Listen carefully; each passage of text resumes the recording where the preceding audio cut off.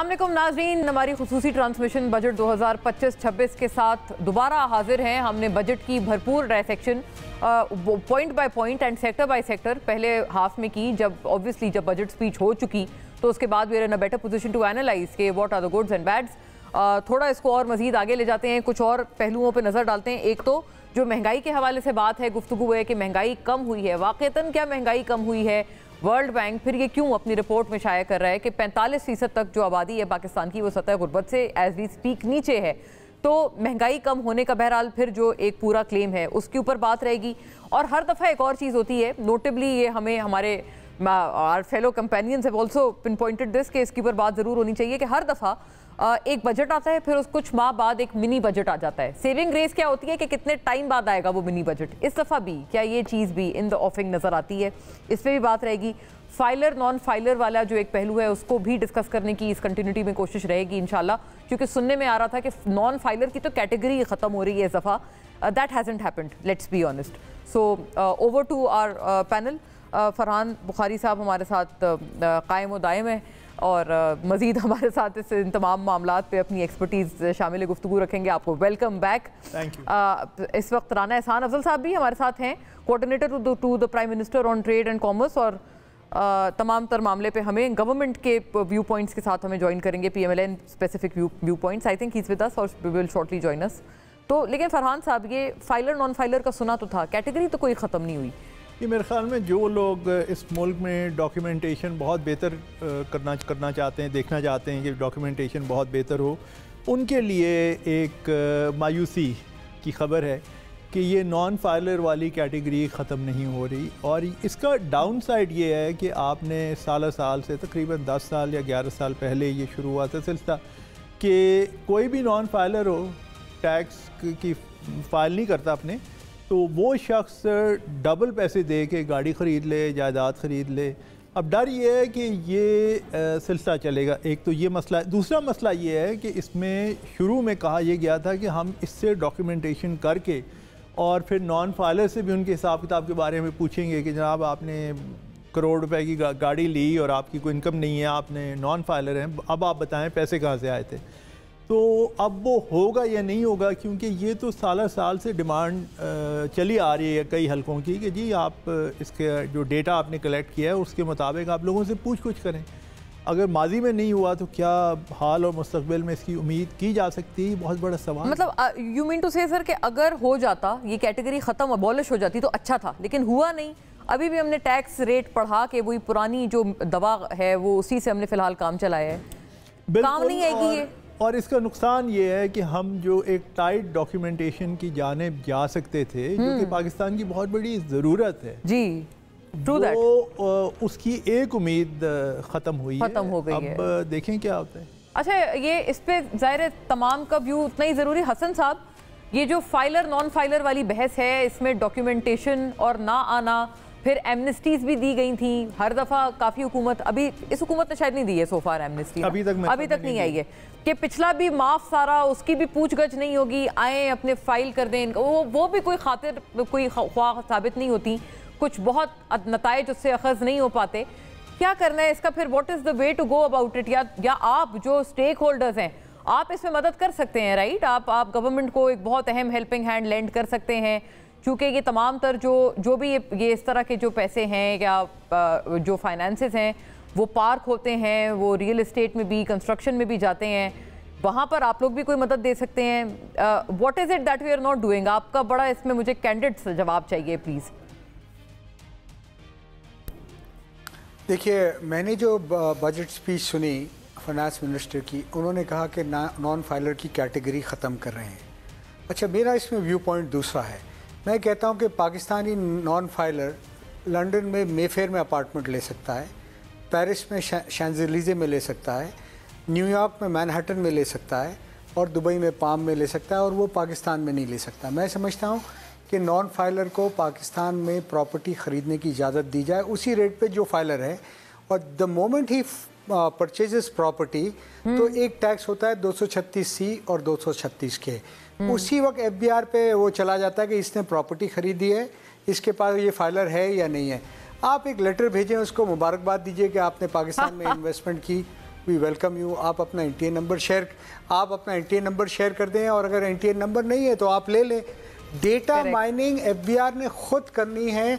हम ये नहीं कर सकते कि लोगों को एक मोटरवे चल रहा है उस पर आने ही नहीं दे, कच्चे के रास्ते से निकाल दें। देखिए मोटरवे का भी निज़ाम ये है, जब आप मोटरवे पे चढ़ते हैं तो एक वो टिकट लेते हैं, और जब वो मोटरवे ख़त्म होता है तब उसकी पेमेंट होती है। आप ये कर रहे हैं कि नॉन फाइलर प्रॉपर्टी नहीं ख़रीद सकता। यस, नॉन फाइलर को अगर आपको रोकना है सो उसकी ट्रैवलिंग पे बैन करें, उसको इन्वेस्टमेंट पे बैन नहीं करें, उसको आने दें, उसको लगाने दें। जब वो आपके सिस्टम में आया होगा, दिखेगा, सो आप उसको बोलें कि भाई ये अपना नंबर शेयर करो, नहीं तो फाइलर बन जाओ, और फिर भी नहीं बने तो ऑटोमेटिकली इसको बना दिया जाए। देखिए अगर हम इस किस्म की पॉलिसी रखेंगे कि उनसे डबल पैसे लेके कर दिया जाए, सो हम उनको एक स्पेस और रास्ता दे रहे हैं। I think that road that highway should be closed. Against your करें। मैं अगर आप मुझे इजाजत दें, मैं इतनी बात जरूर करना चाह रही थी। हमने तो एमनेस्टीज वगैरह भी दी हैं, हम तो शायद उनको इससे कई ज्यादा गुना इंसेंटिवाइज कर चुके हैं, उनका भी कोई फायदा नहीं होता। तो ये जो आप जो तजवीज दे रहे हैं ये तो उससे फिर भी कई ज्यादा कम इंसेंटिव रखती है। How are you of the opinion that this is work when that hasn't worked? देखिए हमने ये जो what is past, let's see for tomorrow and onwards. मैं ये कहता हूँ कि ये इन्वेस्टमेंट, आज दुबई में लोग कहते हैं $12 बिलियन लग गए पाकिस्तान के 2022 तक। मैं समझता हूँ आज ये $20 बिलियन का फिगर होगा, और ये शायद 2030 में $25 बिलियन हो जाएगा। सो वाई वी आर हम पैसे क्यों बाहर भेज रहे हैं? हम यहाँ अपॉर्चुनिटीज़ दें ना, हम इनको लगाने दें पैसे, आए इनको वेलकम करें, इनको बोलें लगाओ पैसे, लगाने के बाद इनको बोलें कि अगर नई टैक्स हो तो आप बन जाओ फाइलर, नहीं बनते तो हम ऑटोमेटिकली बना लेते हैं। सो ये दुनिया में कहीं पर मैं जहाँ आपको कहा ना, लंदन में मेफेयर में £5 मिलियन का अपार्टमेंट है। दुरुस्त हुआ। इसकी जरा प्रैक्टिकलिटी पे बात करना बहरहाल जरूरी है। आपने बहुत अच्छी तजवीज दी है, और कामरान साहब भी बड़े नोट्स भी ले रहे थे, तो कामरान साहब से भी मैं पूछती हूँ।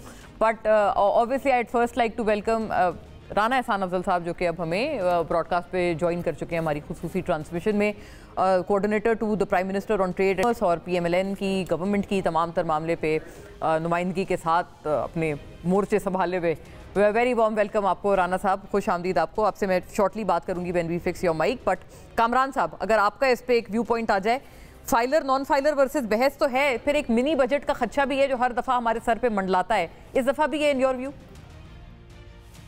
देखें, जो मुझसे पहले साहब ने कहा मैं उससे बिल्कुल एग्री करता हूँ कि जब 236C 236 के फाइल होता है तो ये data mining and data warehousing and data collection ये FBR का काम है।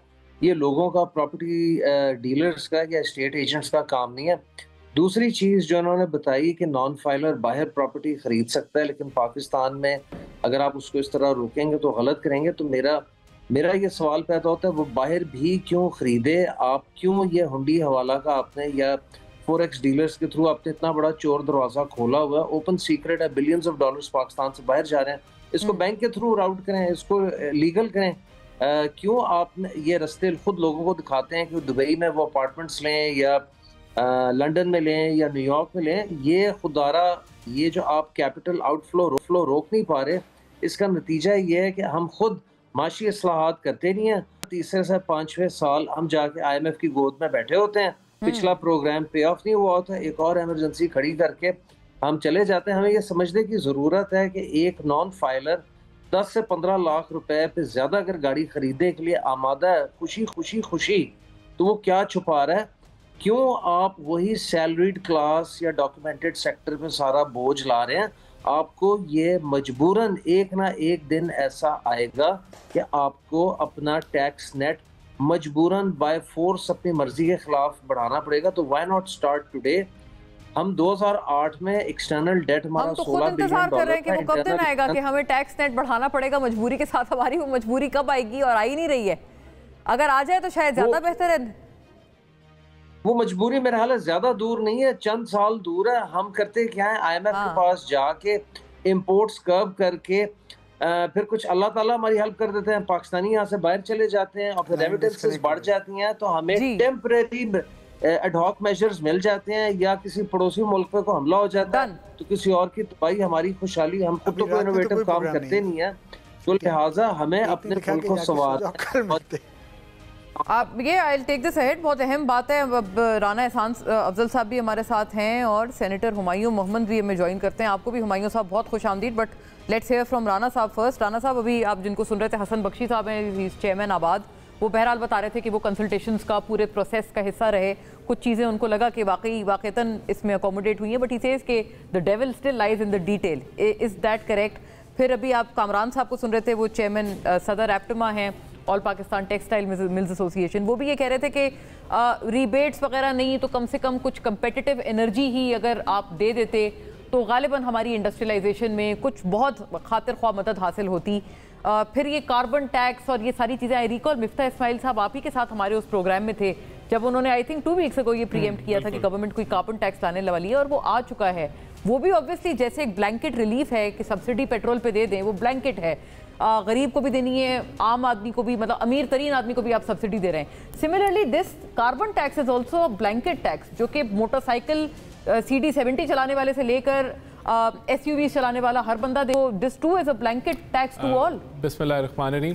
देखिए, जो कार्बन टैक्स है, अब ऑब्वियसली दुनिया का जो इन्हिसार है वो फॉसिल फ्यूल से हट के अब EVs की तरफ आ रहा है, तो गवर्नमेंट इसको पॉलिसी को कैसे ट्रांसलेट करेगी? इसी तरह करेगी ना कि you penalise the use of carbon, और ये 2.5% टैक्स है। तो मेरे ख्याल से this is step in the right direction. हमारा आगे हम चाहते हैं कि हम हाइब्रिड की तरफ जाएं, हम EV की तरफ जाएं, तो ये this is the policy indication जो हुकूमत ने दी।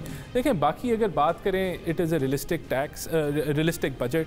इसके अंदर अभी जो चेयरमैन एप्टमा है ये तो खुश होंगे कि कॉटन को हमने जो है इंसेंटिवाइज़ किया है, लोकल कल्टिवेशन को, और स्पिनर्स को भी जो है वो हमने जो रिलीफ ये डिमांड कर रहे थे EFS के हवाले से कि लोकल और एक्सपोर्टर्स को अनॉमली को दूर करें, वो भी हमने एक्सेप्ट किया। देखें, फिर एक मैसिव, अगर मैं समझता हूँ कि जो एक चीज़ है वो टैरिफ लिबरलाइजेशन की पॉलिसी है, जिसमें custom duties, regulatory duties, additional custom duties को 5 सालों में ख़त्म करने की बात, या कस्टम ड्यूटीज़ का हाई स्लैब 15% की जो बात है, वो एक it is a massive policy shift, और ये पॉलिसी इंडिकेट कर रही है कि हम टैरिफ लिबरलाइजेशन की तरफ जा रहे हैं और एक्सपोर्ट इकोसिस्टम को हम सपोर्ट कर रहे हैं।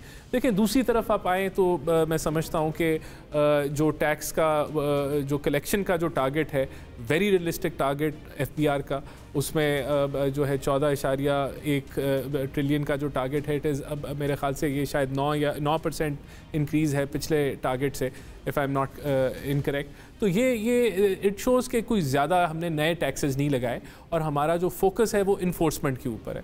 फिर आप देखें कि जो हमने प्राइमरी सरप्लस का टारगेट रखा है वो आपको बता रहा है कि फिस्कल कंसोलिडेशन हम करना चाह रहे हैं, 2.4% है गालबन, और वो आपको ये बता रहा है कि हम मुल्क के अंदर जो एक वो हम अपना चादर देख के पैर नहीं फैलाते थे, तो ये बजट चादर देख के पैर फैला रहा है।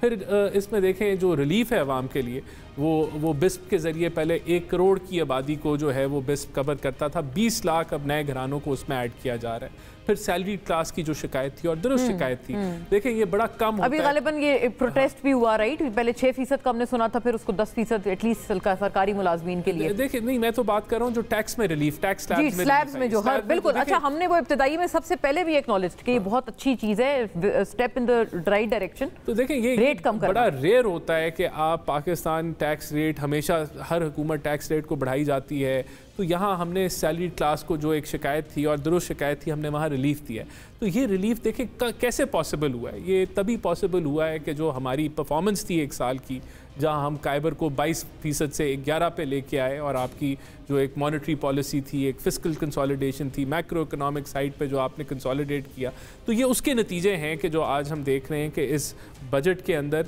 कोई बहुत बड़ा पहाड़ अवाम पे नहीं टूटा, बल्कि चीज़ों को ईज आउट किया गया है। मैंने आपको टैरिफ पॉलिसी फिर देखें, but I think with due respect, ज़ाहिर है आप अपनी वो पूरी बात उस वक्त बिल्ड कर रहे थे, I didn't want to cut you, but कि जो आपने कहा ना कि EVs को और हाइब्रिड को आप इनकरेज करना चाहते हैं, उसके लिए अभी policy in the right direction. एक गरीब आदमी जो कि बाइक चला रहा है, जिसके पास कोई EV या हाइब्रिड का ऑप्शन नहीं है, वो करोड़ों की क्या वो अगर तो बाइक लेगा, अगर तो देखें, बात ये है, बाटा साहब भी चलाते थे, पेट्रोलियम प्रोडक्ट्स के हम इंपोर्टर्स हैं, और देखें, अगर तो हमने यहाँ बहुत लोग पीडीएल को भी जो है वो क्रिटिसाइज़ करते हैं कि नहीं लगना चाहिए, लेकिन जिन मुल्कों के अंदर टैक्स बेस इतना स्ट्रांग नहीं होता, जिन मुल्कों में टैक्स टू जीडीपी लो होता है, वहाँ ये एक जरिया होता है टैक्स इकट्ठा करने के लिए।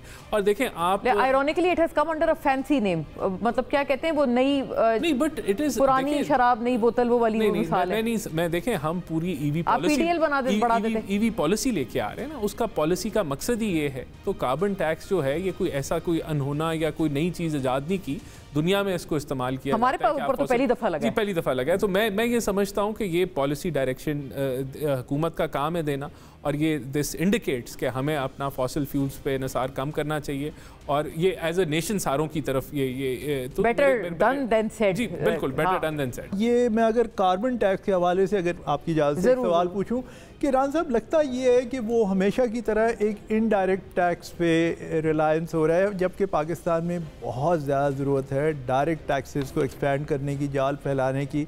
कितने लोग हैं जो कि जिन्होंने दिन दुगनी रात चौगनी की भी अपनी, और वो मज़े से ज़िंदगी गुजार रहे हैं, और उनके ऊपर उस किस्म का आहनी हाथ पाकिस्तान की 78 साल तारीख़ में आज तक नहीं पड़ा।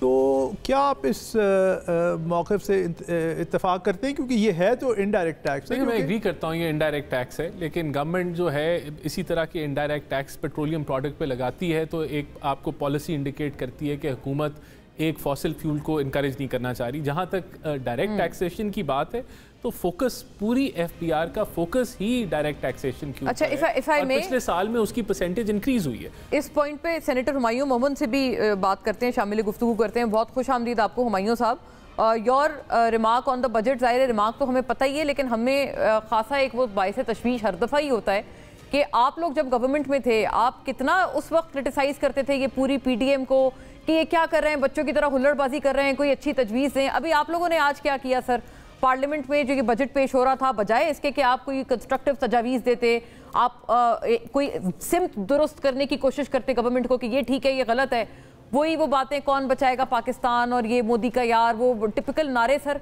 क्या इन सारे नारों का क्या रिलेशन है बजट से? बिस्मिल्लाहिर्रहमानिर्रहीम, या का नाबुदो व या का नस्तईन।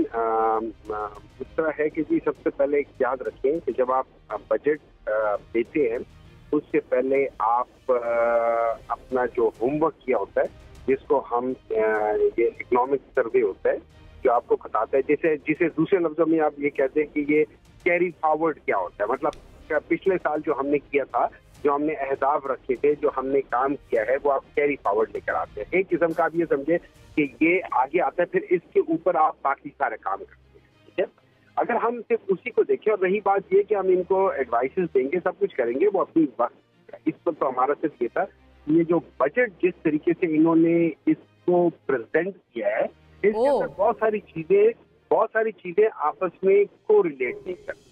मैं मिसाल देता हूँ, तो देखिए पाकिस्तान एक एग्रीकल्चर सेक्टर है, और पाकिस्तान के अंदर या पूरी दुनिया में दो चीजें आप मॉनिटर कर सकते हैं, वो लार्ज स्केल इंडस्ट्री है और वो मेजर क्रॉप्स होते हैं उसके। ठीक है, ये एग्रीकल्चर में मेजर क्रॉप्स होते हैं।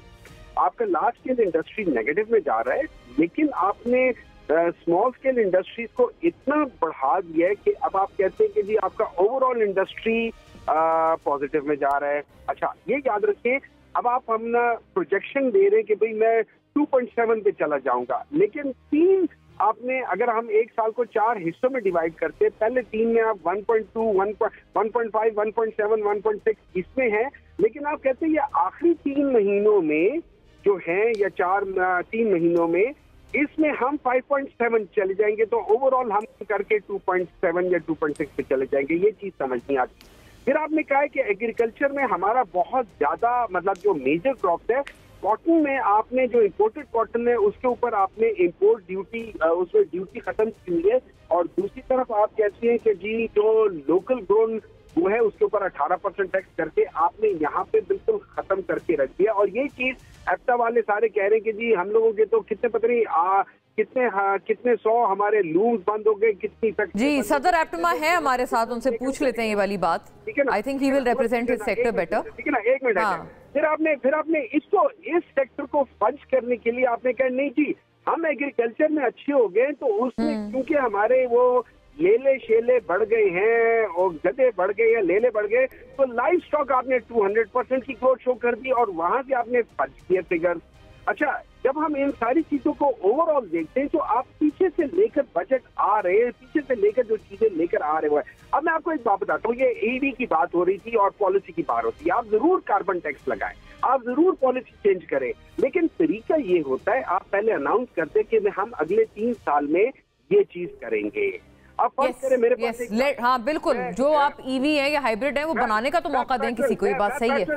मेरे पास पहले आप मुझे मौका दें, 6 मौका तो दें, हाँ मौका दें, 2 साल मौका दें, ताकि मैं इन चीजों को चेंज करूं ईवी के ऊपर। मुझे उस फिर आप टैक्स लगाएं जी, सब कुछ करें, ये बेकार। देखिए बेसिकली ये लोग काम कर लेते हैं, बाद में इनको समझ आती है कि क्या है। अगर यही काम आज अगर हम लोग, अच्छा इसका देख ले पीछे हुआ क्या है, आपके 61 मिलियन लोग गुर्बत से नीचे चले गए हैं, आपका तकरीबन 50% पाकिस्तान गुर्बत से नीचे चले गया। ये इनके अच्छा हुमायूं साहब, मैं अब आपसे अर्ज करूं, बिल्कुल आपने देखे कितनी मैच्योर और एजुकेटेड गुफ्तगू की आज, राइट?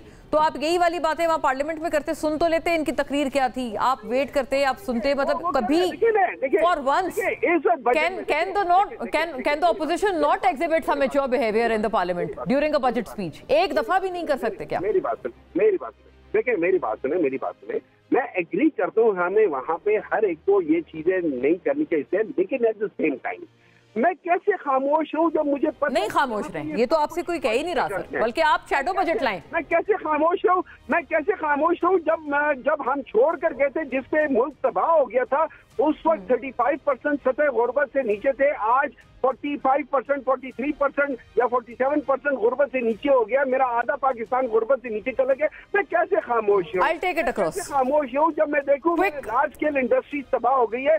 मैं कैसे खामोश हूँ जबकि अनएम्प्लॉयमेंट हमारे टाइम पे जब 5.4% थी, आज 22% हो गई है? मैं कैसे खामोश हूँ? आप मुझे बात बता दें, मैं कैसे खामोश रहूँ? बहुत जज्बाती तकरीर है ये राना साहब, वो कैसे खामोश रहे? आप एक एक चीज़ को पिन पॉइंट अगर क्विकली जवाब दें ताकि मैं आगे take it to the stakeholders also. वो हुमायूं साहब उनकी भी नुमाइंदगी कर रहे हैं, उनकी भी मिलें बंद हुई हैं, फैक्ट्रीज बंद हुई हैं, वो कैसे खामोश रहे? अगर ऑपोजिशन इस बजट को आराम से सुकून से सुनती और ये जवाब देती तो वो बहुत बेहतर होता, और ये एक दूसरे को सुनने की टॉलरेंस हमें पैदा करनी चाहिए। सही बात। लेकिन जो इनकी जो तनकीद है उसको वो तो ये करते रहते हैं बेबुनियाद एक तनकीद। हमने अल्हम्दुलिल्लाह, अब मैं दोबारा रिपीट नहीं करना चाहूँगा, लेकिन जो ओवरऑल परफॉर्मेंस थी कि 11% पे आज इंटरेस्ट रेट है, इन्फ्लेशन आपकी अंडर 5% है, आपके रिजर्व्स बढ़ रहे हैं, एक्सपोर्ट्स बढ़ रहे हैं, रेमिटेंसेस बढ़ रहे हैं, आपके साथ मल्टीलैटरल्स जो हैं वो एक positive point of view Pakistan के बारे में रखते हैं, आपकी क्रेडिट रेटिंग्स बढ़ रही हैं। ये जो वर्ल्ड बैंक ने कहा है 45% लोग सतह गुर्बत से नीचे, वो फिर यहाँ नहीं है? वो इन्होंने रिवाइज किया है अपना जो डेली $2.15 से उन्होंने रिवाइज किया $3 पे, और उस रिविजन के बाद आप उसके बाद ये इंक्रीज हुआ है डेफिनेटली जो है वो। और ये मैं इसमें एडमिट करूंगा कि देखें, जब तक आपकी ग्रोथ रेट कोई 6, 7, 8% पे consecutively continuously over a period of several years नहीं ग्रो करती, तो हम गुर्बत पे काबू नहीं कर पाएंगे। और ये चैलेंज है पाकिस्तान में, गुर्बत का जो है प्रॉब्लम है, और ये ख़त्म नहीं होगी फौरी तौर पे, इस पर बड़ी मेहनत करनी पड़ेगी। हम तभी सस्टेनेबल ग्रोथ की तरफ जा रहे हैं कि बूम बस्ट साइकिल से निकलें और ऐसी ग्रोथ हो जो एक्सपोर्ट लेड ग्रोथ हो, जो आर्जी ना हो, जो मसनूई ना हो। Very correct. But I think जो ईवीज के बारे में बात की है सबने की है कि पहले आप उनको कोई चांस देते कि वो कोई इस तरफ जाएं, कोई जो हमारी इंडस्ट्री है वो इस तरफ जाए, फिर उसके बाद आप टैक्स आयद करते हैं कि अब देयर आर एम्पल ऑप्शंस, अब हम टैक्स लगा रहे हैं कि जो इसको फॉलो नहीं करेगा। अच्छा मैं I think I must take a quick response from Kamran साहब। कामरान साहब, एक तरफ आप सुन रहे हैं राना साहब कह रहे हैं कि आपको खुश होना चाहिए चंद चीज़ों पे जो लोकल कल्टिवेटर्स को इनकरेज किया है वगैरह वगैरह, स्पिनर्स को किया है। हुमायूं साहब बता रहे हैं आपकी तो सारी मिलें बंद हो गई हैं, आपकी क्या सूरत हाल है आपके सेक्टर की हकीकी तौर पे? मैम, मेरा ख्याल है कि तनकीद करना बड़ा आसान होता है, तो मैं नहीं करना चाहूँगा। एक भगत सिंह कहता था कि दिल्ली को ऊंचा सुनाई देता है, तो इधर भी इस्लामाबाद को काफ़ी ऊंचा सुनाई देता है। हम खैर मकदम करते हैं इन सारी पॉजिटिव चेंजेस का, और कि ये 1 साल के अंदर बिजली का नर्ख भी नीचे आया है, 45 से 50 रुपए सनती बिजली का नर्ख 31-32 रुपए पे आया है, 22% का काइबर 11 पे आया है। तो हम इन चीज़ों का गवर्नमेंट के शुक्रगुजार हैं, एंड पॉलिटिकल पॉइंट स्कोरिंग बड़ी आसान होती है। किसी भी, चाहे हिज़्ब इक़्तिदार वाली इख्तलाफ में चली जाए, इख्तलाफ वाली इक़्तिदार में आ जाए, किसी भी गवर्नमेंट से कोई भी चीज़ कराना बड़ा आसान होता है। राणा साहब ने भी कहा कि हमें खुश होना चाहिए, मैं राणा साहब का मशकूर हूँ, लेकिन राणा साहब को पता है कि इसमें हमारी कितनी जिद्दोजहद लगी है और 1 साल से हमने कौन सा दरवाजा इस्लामाबाद का नहीं खटखटाया, चाहे वो कॉमर्स था, चाहे FBR था, चाहे राणा साहब फाइनेंस तो था। माशाल्लाह ज़ाहिर है इस वक्त फैसलाबाद वो बहुत बेहतर समझ सकते हैं कि टेक्सटाइल और बिलखुसूस आपकी जो सनत है वहाँ क्या पोजीशन थी। जी, हमने तो पूरी कैंपेन चलाई थी कि 120 स्पिनिंग मिलें एंड 800 जिनिंग फैक्ट्रियां बंद हो चुकी हैं, मजीद बंद होने वाली हैं, जो एग्जिस्टिंग चल रही हैं वो भी पार्शियल कैपेसिटी पे, एंड नंबर्स डोंट लाई। कल के इकोनॉमिक सर्वे में जबकि 2.5% ग्रोथ रजिस्टर हुई है, बट वो इनहांस टैक्स कलेक्शन पे हुई है। लार्ज स्केल मैन्युफैक्चरिंग -3.5 है और आपकी सारी क्रॉप्स नहीं, लेकिन बजट में आपको रिलीफ मिला या नहीं मिला ये बताएं, और उससे क्या आप देखते हैं कि इम्प्रूवमेंट आएगी? मैं राणा साहब बिल्कुल देखता हूं और मैं फेडरल गवर्नमेंट का शुक्रगुजार भी हूं, लेकिन मैं at the same time encourage करूंगा कि more needs to be done. लेकिन इसके पीछे हमें कौन सा हमने दरवाजा नहीं खटखटाया, आप मुझसे बेहतर जानते हैं। वो कहते हैं जो एफर्ट है वो तो आपको ये जरूर बहरहाल है कि उसके लिए जो तगोदौ की है वो अनडिनाइबल है। वो कहते हैं दूसरी साइड का एक मुख्तलिफ मौक़िफ़ था, इनका मुख्तलिफ मौक़िफ़ था, लेकिन at the end of the day जो लोकल कॉटन ग्रोअर्स हैं, जो स्पिनर्स हैं, उनकी मांगें पूरी की गई इस बजट के अंदर, और हम उम्मीद करते हैं कि अब ये अपना अब नाउ इस वो कहते हैं अब आपके क्या कहते हैं कोर्ट में है वो गेंद के, अब आपने खाना है कि इस सारे इंसेंटिव के बाद you should do and your industry should do better. Hasan साहब की मच अवेटेड अरा और of course to the rest also after a break.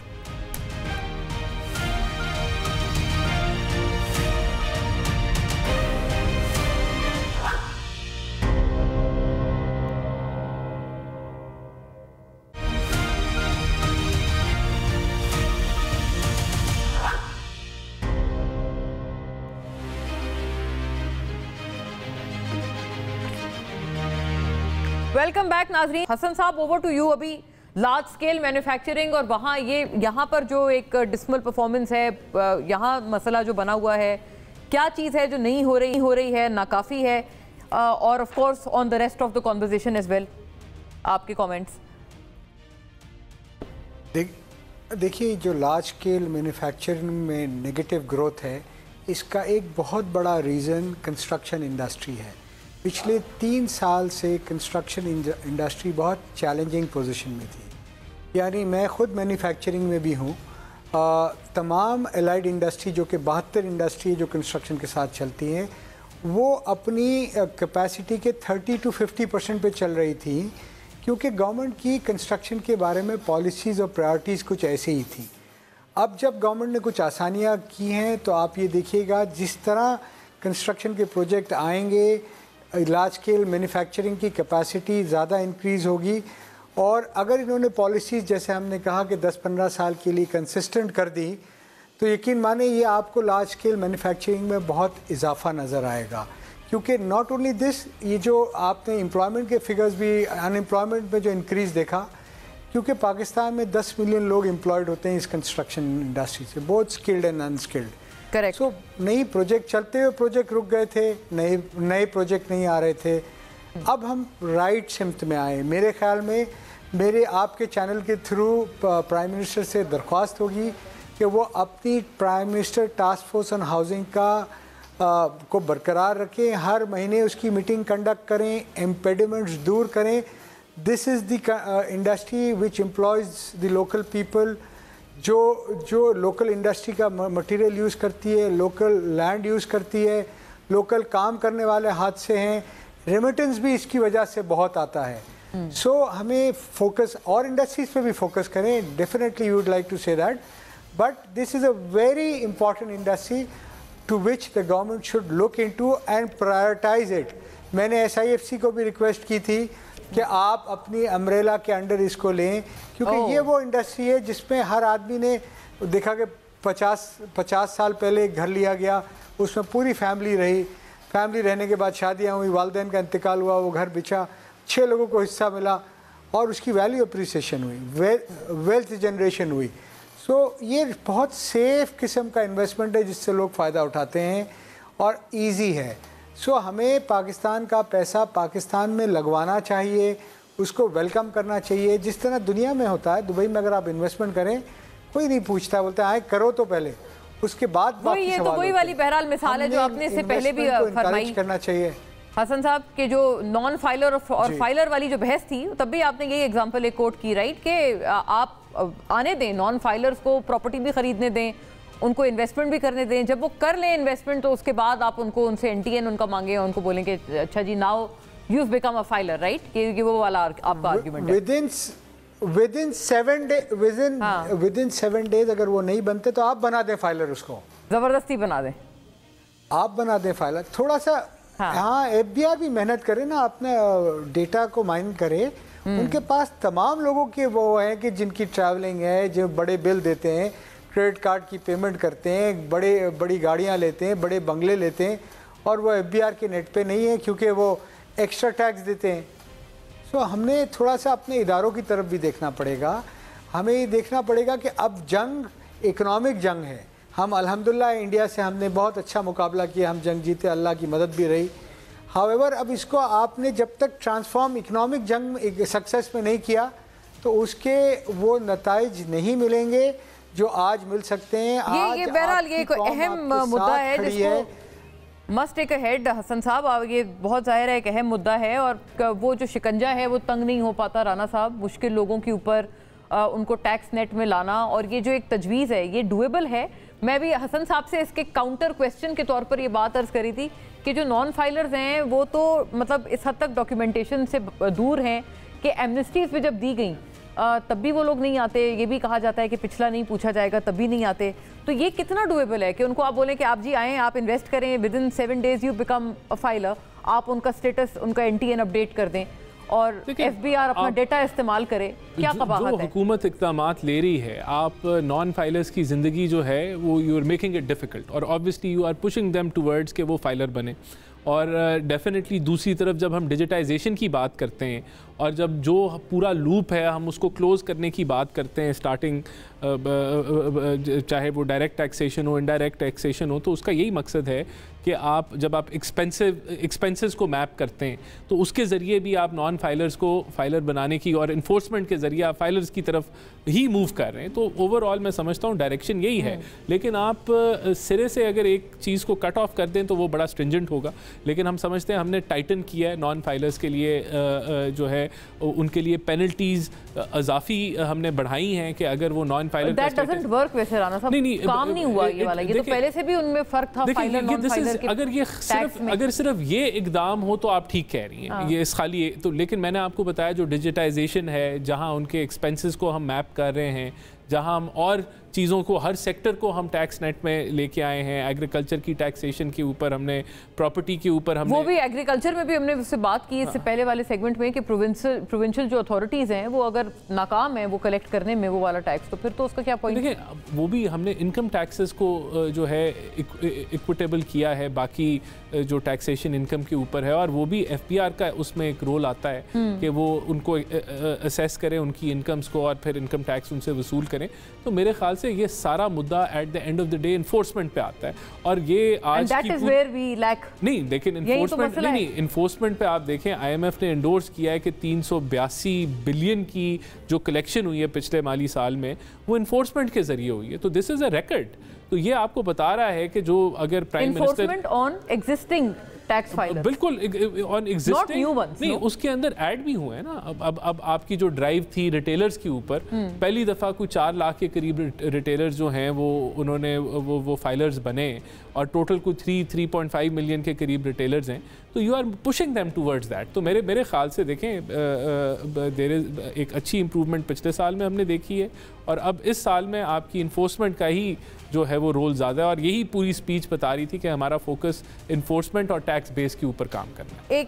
एक ये इस पर खैर वो बात भी थी, एक ये पुरजोर फरमाइश पे भी कि वज़ीर आज़म हाउस के लिए जो मुख्तस किया गया है तमाम वो जो बजट एलोकेशंस हैं 85 करोड़ 77 लाख ये वज़ीर आज़म हाउस के लिए हैं, और वज़ीर आज़म के दौरों के लिए 60 लाख, PM चैरिटी के लिए 42 लाख, वज़ीर आज़म हाउस की गाड़ियों के लिए 9 करोड़, वज़ीर आज़म हाउस की डिस्पेंसरी के लिए 1 करोड़ 44 लाख, वज़ीर आज़म हाउस के बागीचे के लिए 4 करोड़ 50 लाख रुपए तकरीबन, और वज़ीर आज़म वज़ीर आज़म हाउस है, लेकिन ये कोई ज़ाती अखराजात नहीं है प्राइम मिनिस्टर के, ये प्राइम मिनिस्टर ऑफिस है, और प्राइम मिनिस्टर हाउस है जो एक दफ्तर है, और वहाँ पूरा साल इंटरनेशनल डिग्निटरीज आते हैं, पाकिस्तान के बिजनेसमैन आते हैं, वहाँ मीटिंग्स की जाती हैं, वहाँ फंक्शंस किए जाते हैं।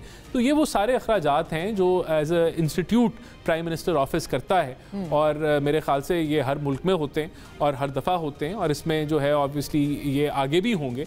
तो ये कोई ऐसे खर्चे नहीं है जो शहबाज शरीफ एज अ प्राइम मिनिस्टर अपनी ज़ात पे कर रहा है। ये पाकिस्तान की जो प्राइम मिनिस्टर ऑफिस का एक जो रोल है उसके ऊपर ये अखराजात किए जा रहे हैं। राइट, और फरहान साहब दूसरा एक और इस पहलू पे भी ज़रा रोशनी डालिएगा कि अदर देन दिस जो एक और इसकी बात थी, ये नॉन डेवलपमेंट एक्सपेंडिचर और ये वाली हम जो एक बहस कर रहे हैं, और फिर साथ साथ ये कि अदर देन दैट अब जो down sizing, right sizing, privatisation, कुछ इदारे बंद हुए हैं, कुछ को कह रहे हैं राइट साइज किया जाएगा। I think we taken it, ये थोड़ा सा एक कॉन्टेक्स्ट में नहीं आए, तो इसके ऊपर भी अगर आप थोड़ा सा रोशनी डालें। देखिए, ये तो हमारा जो PIA का तजुर्बा हुआ है, उसके बाद तो मेरे ख़्याल में यकीन से किसी ऐसे इनिशिएटिव के बारे में कहना कि जी अगले 1 साल में ये वाकई हो जाएगा, ये बहुत मुश्किल है।